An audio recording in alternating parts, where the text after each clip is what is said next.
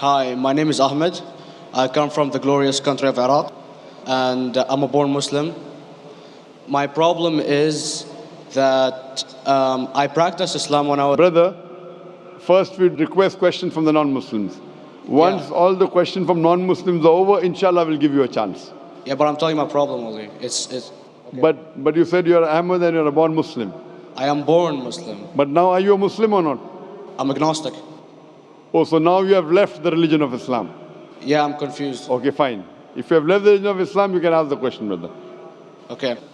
So my question is, how come I don't have the faith that you and the other Muslims have and some of my friends, even though I practiced Islam a lot and I even did Umrah, but I still do most of the sins that are forbidden in Islam, and I sometimes am lazy to do the prayer and the other subjects we have to do in Islam. I have read many books and about other religions and conspiracy theories and documentaries and such. I even have seen your own videos on YouTube, and there are many questions that go around my head about Allah and the Messenger and Muslims in general. And basically the most important question is, you said in one of your debates or questions that Allah is the creator and He's uncreated.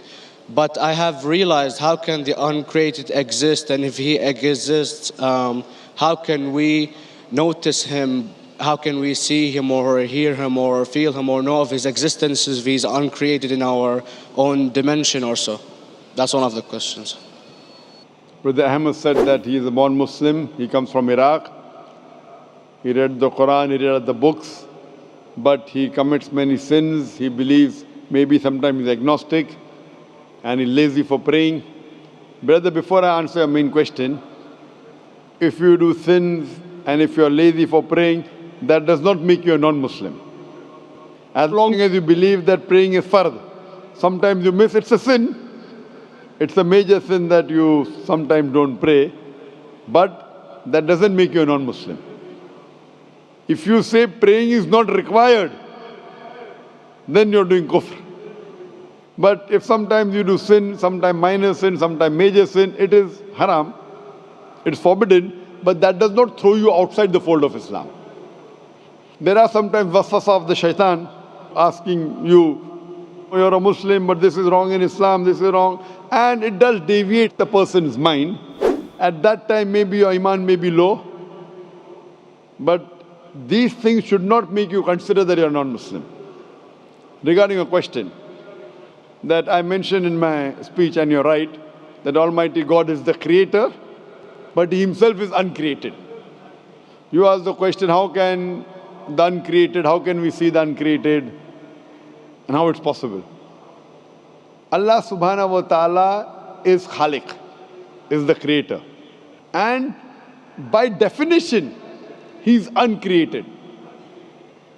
Because normally people say that when they try and prove in logic that everything has a creator, who created this table, the carpenter, from where he got, from the tree, who created the tree, so it goes back to Allah. So when many of the people try to convince an atheist, they try and say that everything has a creator, and then they get trapped when the atheist asked him who created Allah. So if you hear my tapes, I never go that way. I ask the atheist that how did you come to know about the universe? How did you come to know about the functioning of the stars, of the sun? And he says, and goes back, that the creator. So it's the vice versa. So if you know how to deal with logic, you don't trip over this problem with the atheist trap, the Muslims or the believers, by saying who created Allah. By definition, Allah is uncreated. And if you ask the question, who created Allah? If you have heard my tapes, I give the reply, that suppose a person comes and says that my brother John. Yeah, I know, I saw that, I heard that's funny, but I mean, how does he exist if he's uncreated? Not that is Allah. Yeah. That's the difference between you and Allah. How does he exist? Means he was existing. He doesn't have a beginning. You and I have a beginning, that's human being. So that's the difference between us and Allah. You can't say that Allah has to be like us. If Allah is like you and me, why should we worship Him? I see, but have you heard of the phenomenon, the Big Brother? used by various orders and political agendas to control the people and such by implementing it into multiple gods, and then later on it became a monotheistic religions all over the world to make it easier for Big the Brother, people to... sorry, I've never heard of the religion Big Brother. It's not a religion.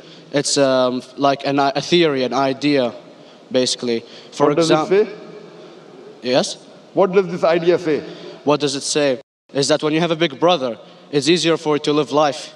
When you have someone watching you the whole time, understanding you the whole time, protecting you the whole time, being with you the whole time, and you can talk to him, although he never talks to you back, maybe in your dreams, do it to your mind and such, it's easier for you to live.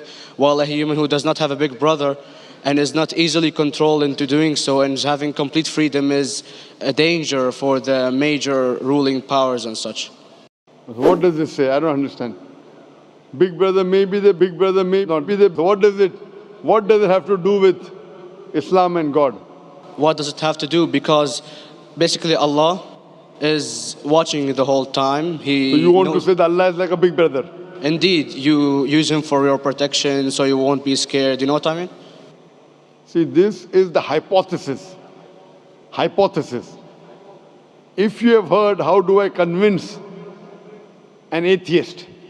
If you have heard my answer, that you said that you're agnostic, you're atheist.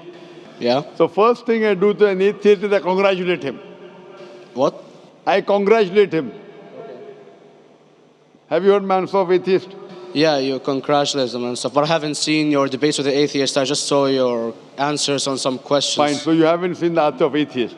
No, but I've seen your debate with David William Campbell. And that David William Campbell is not an atheist. Yeah. Now when an atheist tells me he does not believe in God like your theory of Big Brother, yeah.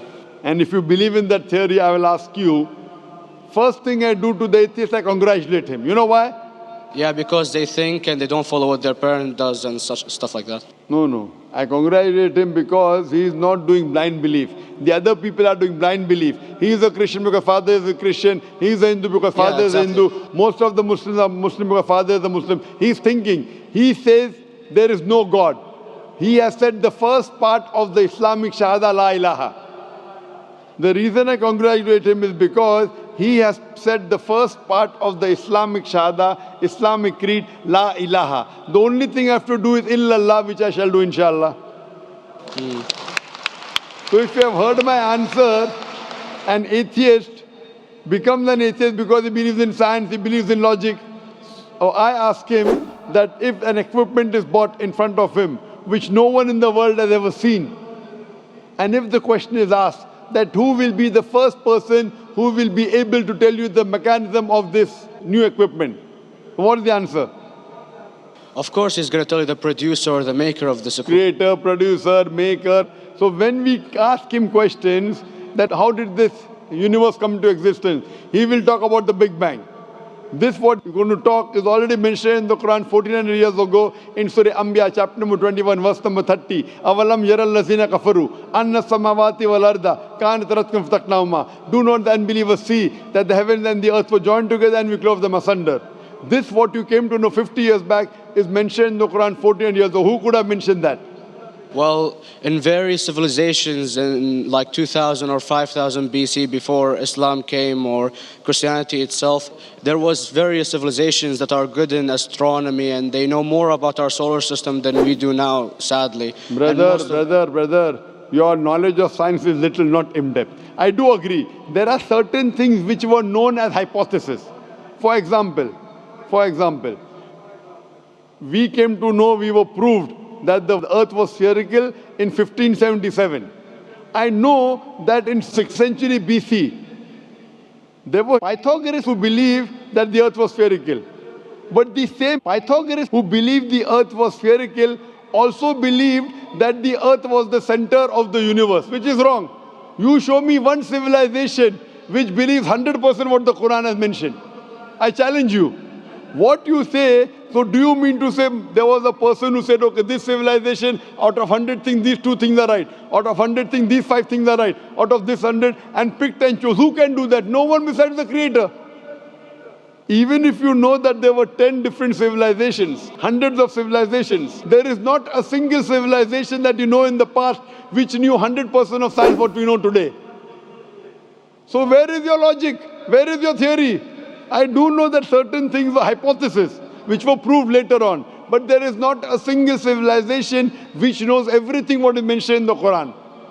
So the answer goes back to the original question, who could have collected this in the Quran?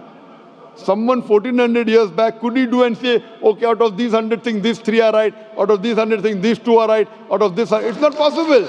Mathematically, it's not possible. Well, you never gave the idea of extraterrestrials or so. I mean, knowledge is power. And Brother, I'm asking you a simple question. We are not come here to have a debate. yeah. I'm asking you a question. Point out a single civilization. You're asking something else. Yeah, We are alright. not here to discuss. You can come in the room and discuss. You ask a question, I'm giving you the answer. You gave about old civilization. I told you you're right. But out of 100 things, 98 they were wrong. So I'm asking you, who could have mentioned this in the Quran? You're talking something else now. Yeah, well, I'm asking a simple question, 2 plus 2 equal how much? You're saying, I'm telling you 3 multiplied by 3 is how much? I'm asking a name, you're telling that where do you live? I'm asking a simple question, name me a single civilization which has everything what was mentioned in the Quran. Do you know of any or not? Yes or no? Well, not everything, of course. Even not 10%. Why? Babylon knows of most of the planets and such. Planet is not the only thing mentioned in the Quran. There are 1,000 things mentioned in the Quran. To say what 1,000 things are mentioned in the Quran, 10% would be equal to 100 things. Did Babylonian civilization knew about 100 things mentioned in the Quran? No, because they You don't have the cannot. They knew 5 or 6 things. In percentage wise, very small. So of course. Who can be the author of the Quran besides the creator to know what is right, what is wrong? Today science has established the hypothesis mentioned by Babylonian so many centuries back is today proven. So these were hypotheses in the past, which out of them many have been rejected, some have been accepted. So to collect all which is 100% correct has to be from the creator and no one else. Hope that answers the question.